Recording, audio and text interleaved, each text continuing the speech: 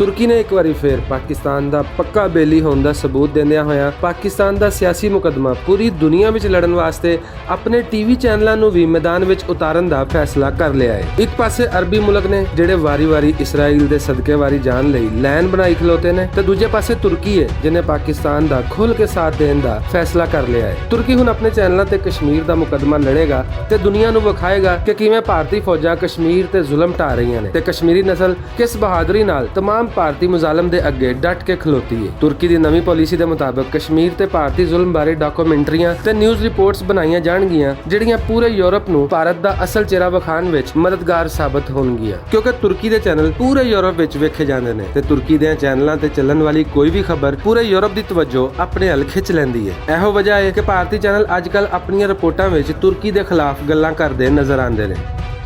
वो खून का दरिया बहाने निकला है, वो दुनिया को दहलाने निकला है। किम जोंग से भी सन की तानाशाह। गौर से देख लीजिए इस चेहरे को, क्योंकि अब ये चेहरा आपको करीब करीब रोज खबरों में दिखेगा। ये वो सन की तानाशाह है जिसने दुनिया जीतने की शुरुआत कर दी है।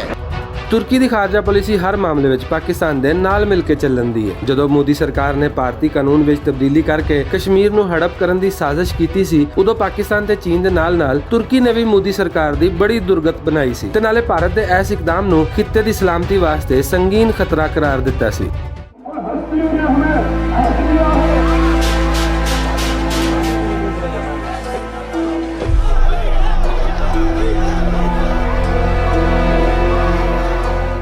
ਹੁਣ ਤੁਰਕੀ ਨੇ ਇੱਕ ਵਾਰੀ ਫੇਰ ਕਸ਼ਮੀਰ ਤੇ ਪਾਕਿਸਤਾਨ ਦਾ ਸਿਆਸੀ ਮੁਕੱਦਮਾ ਲੜਨ ਵਾਸਤੇ ਆਪਣੇ ਚੈਨਲਸ ਇਸਤੇਮਾਲ ਕਰਨ ਦਾ ਫੈਸਲਾ ਕੀਤਾ ਹੈ ਤੇ ਭਾਰਤ ਦੀਆਂ ਚੀਕਾਂ 7ਵੇਂ ਅਸਮਾਨ ਤੱਕ ਜਾ ਰਹੀਆਂ ਨੇ।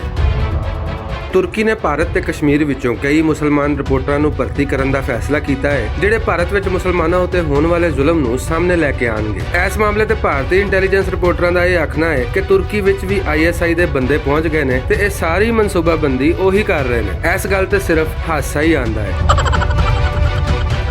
ਹਾਸਾ ਇਸ ਲਈ ਕਿ ਭਾਰਤ ਭਾਵੇਂ ਆਪਣੀਆਂ ਹਰਕਤਾਂ ਦਾ ਖਟਿਆ ਖਾਵੇ ਪਰ ਉਹਦਾ ਇਲਜ਼ਾਮ ਪਾਕਿਸਤਾਨ ਤੇ ਲਾਣਾ ਨਹੀਂ ਭੁੱਲਦਾ। ਭਾਰਤ ਜੋ ਮਰਜ਼ੀ ਕਰ ਲਵੇ, ਹੁਣ ਉਹ ਵੇਲਾ ਦੂਰ ਨਹੀਂ ਜਦੋਂ ਪੂਰੀ ਦੁਨੀਆ ਦੇ ਵਸਨੀਕ ਭਾਰਤ ਦੇ ਚਿਹਰੇ ਤੋਂ ਸੈਕੂਲਰ ਦਾ ਨਕਾਬ ਉਤਰਦਾ ਵੇਖਣਗੇ ਤੇ ਹਿੰਦੂਤਵਾ ਦੀ ਜਿੱਤ ਦਾ ਨਾਰਾ ਲਾਉਣ ਵਾਲੇ ਭਾਰਤੀ ਹੁਕਮਰਾਨ ਆਪਣੇ ਹੱਥੀਂ ਭਾਰਤ ਦਾ ਰਾਮ ਨਾਮ ਸਤ ਹੈ ਕਰਵਾ ਕੇ ਛੱਡਣਗੇ।